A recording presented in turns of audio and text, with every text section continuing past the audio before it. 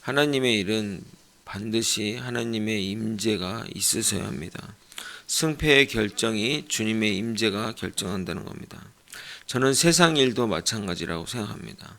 주님의 임재가 있어야 그 믿는 크리스찬들은 세상 일도 주님의 임재가 필수적이라고 생각합니다. 주님의 임재가 없다면 세상에서 성공해도 실패하는 것이고 주님이 임재하시면 실패도 실패가 아닌 겁니다. 무엇보다 주님의 임재가 필수적인 부분은 예배입니다.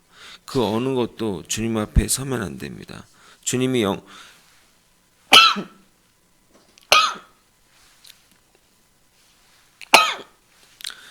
가장 영광 받으시고 주님이 높임 받으셔야 됩니다. 그러기에 우리는 주님께 항상 감사와 찬양을 드려야 하는 겁니다. 또한 우리가 반드시 알아야 할 사항은 하나님의 말씀에는 순종만 필요할 따름입니다. 우리가 불순종하면 고생합니다. 순종이 느리게 가는 것 같고 돌아가는 것 같지만 실제는 그렇지 않습니다. 순종이 가장 빠른 길임을 믿으시길 바랍니다. 오늘은 아이성 전투를 마치고 무대를 세겜으로 옮깁니다. 거기서 이스라엘 백성들이 다시 언약을 체결하는 모습을 보여주는데 이 언약 예배가 무엇을 의미하는지 영적으로 살펴보도록 하겠습니다. 8장의 제목을 정한다면 저는 순종이라 명하고 싶습니다. 왜냐하면 철저하게 여호수아는 주님의 말씀에 순종합니다. 마치 로봇처럼 주님이 말씀하신 대로 그대로 따르고 있습니다. 전쟁의 방법도 그렇고 복병이 나타날 시점도 정확히 주님이 말한 그때 행동하기 때문입니다. 어제는 다루지 않았지만 아이성 왕을 죽이고 그리고 나무에 달아 높은 곳에 달아 그 모습들이 있습니다. 그 당시 전쟁을 이기게 되면 그 상대방 왕을 걸어서 높은 곳에 달면서 그런 식으로 이렇게 공포를 주기도 하고 이렇게 위협을 하기도 했는데 해질녘에 그 시체를 내리는 장면이 있습니다. 그게 하나님의 율법에 철저히 순종하는 모습을 보여주게 됩니다. 신명기 21장 22절에서 23절 읽어드리도록 하겠습니다. 사람이 만일 죽을 죄를 범함으로 내가 그를 죽여 나무 위에 달거든 그 시체를 나무 위에 밤새도록 두지 말고 그 날에 장세하여 내 하나님 여호와께서 내게 기업으로 주신 땅을 더럽히지 말라. 나무에 달린 자는 하나님께 저주를 받았습니다. 그 공포의 효과를 극대화하려면 계속 둬야 되는데 하루만 전시해놓고 밤에는 다시 이제 시신을 거두는 모습을 볼 수 있습니다. 이뿐만 아닙니다. 오늘 읽은 본문도 그냥 읽어서 그렇지 아주 쉽지 않은 내용입니다. 에발산이라 명칭된 곳은 바로 세겜 땅입니다. 아이성에서 세겜까지는 위로 이렇게 한 30km 정도에 위치하고 있습니다. 이렇게 대규모의 백성들과 이렇게 이동하려면 적어도 며칠이 걸릴 정도의 거리입니다. 근데 그들은 아직 전쟁 중이고 정복되지 않은 그 땅 가운데 그 위험한 데를 걸어가야만 하는 겁니다. 알다시피 이 가나안 땅은 이스라엘 사람들 때문에 땅이 쑥대밭이 되었고 그들을 걱정하고 또 그들을 치려고 호시탐탐 엿보고 있는 상황이기 때문입니다. 그런데 왜 그들은 그런 위험을 무릅쓰고 가는 것일까요? 신명기 27장 4절에서 8절을 한번 같이 찾아보도록 하겠습니다. 신명기 좀만 앞으로 가면 됩니다. 신명기 27장 4절에서 8절입니다.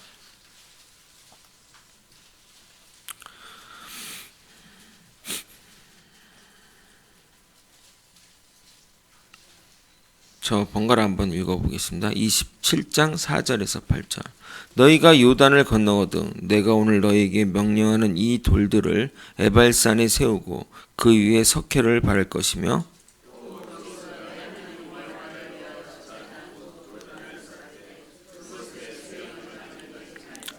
너는 다듬지 않은 돌로 내 하나님 여호와의 제단을 쌓고 그 위에 내 하나님 여호와께 번제를 드릴 것이며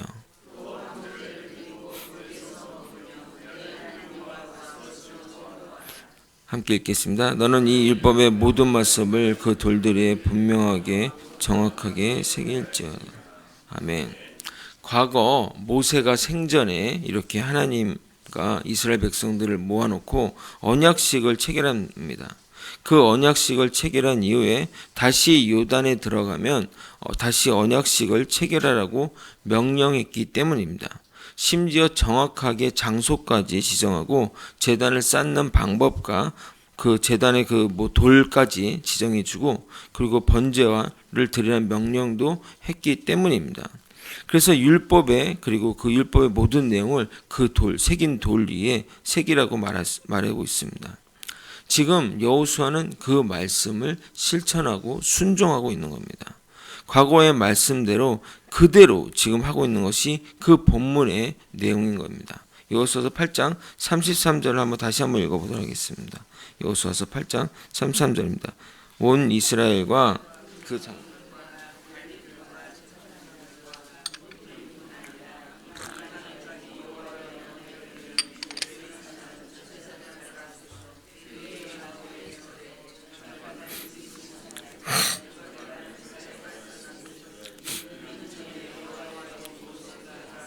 백성이 축복하라고. 그러니까 8장 전체의 내용이 그냥 순종의 내용이에요. 하나도 행동이 하나하나. 그러니까 예를 들어 여기 기록되지 않았지만 예를 들어 화장실 하는 것조차도 그냥 다 하나님의 말씀에 순종해서 그대로 갑니다. 아이성의 실패를 경험했기 때문에 그냥 무조건 순종하는 모습을 보여주게 됩니다. 근데 그런 모세의 명령을 수행하는 것에 뭐라 할 말이 없지만 왜 이 시점인가 하는 생각입니다.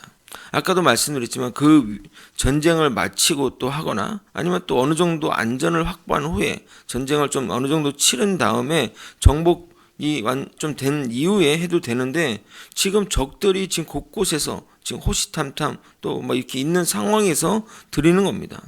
또한 이 제사를 드리다 보면 거기에 또 몰두하게 되지 않겠습니까? 그래서 기습을 하거나 하면 무방비로 당할 수 있는 상황이기 때문입니다. 굳이 또 모세가 이 시점에 꼭 하라고 말한 것도 아닌데 말입니다. 왜일까요? 지금 이 언약식을 다시 체결할까요? 제가 여러분에게 질문 드리는 겁니다. 왜일까요? 그쵸?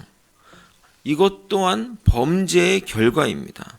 언약을 체결하고 가나안 입성하자마자 아간의 범죄가 발생했습니다. 이것은 뭐죠? 언약이 깨진 거예요. 하나님과의 약속이 깨집니다. 하나님이 약속과 깨지면 어떻게 해야 돼요? 그냥 다시 안 하는 걸로 하고 잘하면 되지 이렇게 하면 됩니까? 친구끼리나 가족끼리 말로 한 얘기들은 그냥 잘하자 그냥 미안해 잘못했어 그렇게 하면 되겠지 할 수 있지만 이거는 하나님과 이스라엘 백성이 맺은 언약입니다. 그 엄청난 계약, 국가 대 국가 계약보다 더 큰 상상할 수 없는 계약이 무너진 겁니다. 결국 그렇기 때문에 이스라엘 백성들은 그 다음 전투를 앞두고 이렇게 위험을 무릅쓰고 목숨줄 내놓고 다시 언약을 체결하는 겁니다. 여러분 이 언약이 절대 무시하면 안 됩니다.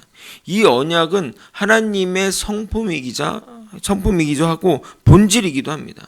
여러분 성경을 언약의 말씀이라 해서 구약 신약이라고 하잖아요. 그러니까 이 성경 말씀 자체도 약속으로 구성된 말씀이에요. 그러니까 약속을 빼고는 설명할 수가 없는 겁니다. 미안하다 내가 다음에 잘할게. 내가 까먹었다 다음에 2배로 해줄게. 이런 내용이 아닙니다. 하나님은 언약에 철저하신 분이십니다. 여러분 얼마나 철저한지 아십니까? 그 언약 때문에 자기 아들을 죽기까지 내버려 두시는 분입니다. 우리를 구원하시기에 그 언약대로 우리를 위해 하나님이신 예수님을 죽이셨다는 말입니다. 말이 안 되지 않습니까? 그 언약이 뭔데? 하나님과의 언약을 우리가 깼기에 다시 언약을 체결하는 과정이 필요합니다. 그런데 여러분, 우리는 매일 언약을 깨지 않습니까? 이런 일이 한두 번이지 않습니까? 매번 약속했다 깼다. 이스라엘 백성은 똑같습니다. 맨날 하나님과 그러겠습니다. 백성 되겠습니다. 맞게 살겠습니다. 해놓고 또 깨고 언약 맺고 또 깨고 지겹게 약속하고 지겹게 약속을 깹니다. 근데 하나님은 그런 걸 모를까요? 우리가 매번 약속 깰지 모를까요? 매번 언약 체결하지만 이렇게 또 약속 깰 거 모르고 하실 것이라 생각하십니까? 정말 불경스러운 표현이지만 바보같이 언약을 체결해 주십니다. 끊임없이. 근데 그 모습이 우리의 모습이라는 겁니다. 예수님 믿고 예수님 따라 살겠다고 그렇게 맹세하고 그렇게 약속하지만 맨날 못 지키잖아요. 맨날 죄를 짓잖아요. 그런데 그때마다 주님께 회개하면 주님은 용서해 주십니다. 주님의 이 약속 때문에 우리가 사는 것임을 믿으시길 바랍니다. 시편 32편 1절 허물의 사함을 받고 자신의 죄가 가려진 자는 복이 있도다. 여호수아는 백성들을 언약의 산에 세워놓고 다시 한번 율법의 말씀을 낭독하게 됩니다. 아마도 그 말씀은 신명기 28장의 말씀이라 생각됩니다. 여호수아는 온 회중과 여자들과 아이들과 그들과 동행하는 거류민 모두 앞에서 하나도 빠짐없이 낭독하게 됩니다. 34절 35절 한번 읽겠습니다. 시작. 그 후에 여호수아가